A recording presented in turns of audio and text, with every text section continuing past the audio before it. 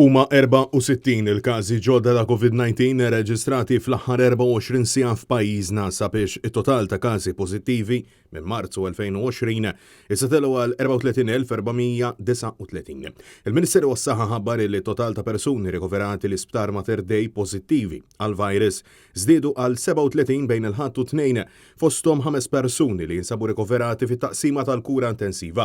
Sissa għadha mhux magħrufa s-sitwazzjoni preċiża tal-varjant Delta f'Malta fil-waqt li l-etajiet tal-persuni rikoverati l-isptar mhux magħrufa lanqas.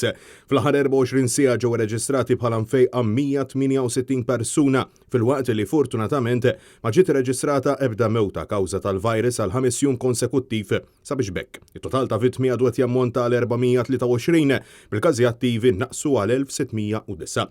L-età medja ta' 80 każ imħabbra tul il-jum tal-ħadd kienet ta' 34 sena. Intant il-Kulleġġ tal-Ostetrija u l-Ġinekoloġija f'Malta saħaq li hemm bżonn li dawk in-nisa li qed jistennew tarbija jitlaqmu mill-aktar fis dan il-parir ingħata fid-dawl ta' żieda fil-każi ta' komplikazzjonijiet esperjenzati minn nisa tqal kawża tal-COVID-19. Huma spjegaw li s-soluzzjoni ideali sabiex jonqos iċ-ċans ta' riskju li nisa tqal jispiċċaw pożittivi għall-virus u jesperjenzaw komplikazzjonijiet u konsegwenzi xejn pjaċevoli hija li jitlaqmu.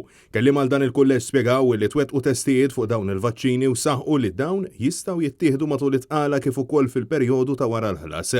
Fil-waqt li insistew li importanti li din it-tema jiddiskutuha mat-tabib tagħhom u ma taw il-parir sabiex jieħdu t-tilqima tal-Pfizer.